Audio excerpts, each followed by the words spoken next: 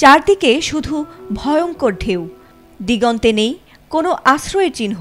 সামুদ্রিক ঢেউয়ের গর্জনে কেঁপে উঠছিল ভোরবেলার নীরবতা। ঠিক সেই মুহূর্তে আন্দামান সাগরের মাঝখানে নৌকায় করে রোহিঙ্গা নারী, শিশু আর বৃদ্ধরা দিশেহারা হয়ে ভেসে বেড়াচ্ছেন। তাদের হাতে সামান্য খাবার, অল্প পানি আর মাত্র কয়েকটি লাইফ জ্যাকেট।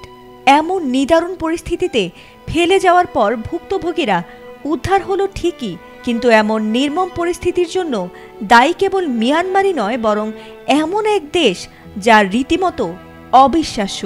এই ভয়াবহ পরিস্থিতির পেছনে উঠে এসেছে ভারতের বিরুদ্ধে গুরুতর অভিযোগ, আর এই তথ্য ফাঁস হতেই মোদী সরকারের বিরুদ্ধে নিন্দার ঝড় বইছে।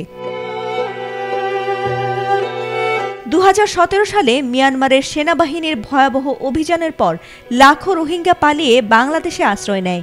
বর্তমানে বাংলাদেশে রোহিঙ্গার সংখ্যা 10 লাখেরও বেশি। কিন্তু বাংলাদেশ ঠাঁই দিলেও রোহিঙ্গাদের যেন এক চুল ঠাঁই দিতেও নারাজ ভারত। তাই তাদের আটক করে রাখত ভারতীয় নৌবাহিনী। আটক করা রোহিঙ্গা শরণার্থীদের দিল্লি, কলকাতা ও অন্যান্য শহর থেকে প্রথমে নিয়ে যাওয়া হতো আন্দামানে।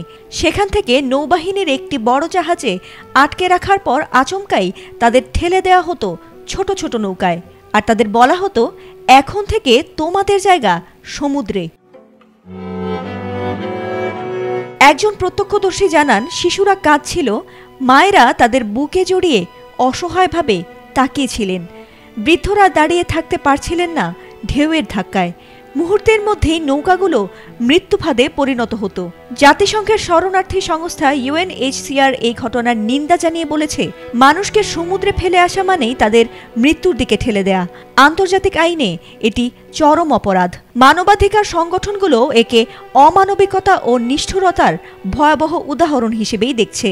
আর বিবিসির এক প্রতিবেদনে এমন ভয়াবহ তথ্য উঠে এসেছে। যদিও এসব অভিযোগের কোনো তোয়াক্কাই করে না ভারত সরকার। তাদের অবস্থান সম্পূর্ণ ভিন্ন।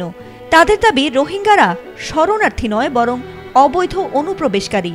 তাই এই জনগোষ্ঠীকে আশ্রয় দেওয়ার কোনো দায়ভার দিল্লি নেবে না। বর্তমানে দেশটিতে প্রায় 40,000 রোহিঙ্গা বসবাস করলেও তাদের জীবন প্রতিদিনই অনিশ্চয়তার মধ্যে কাটছে।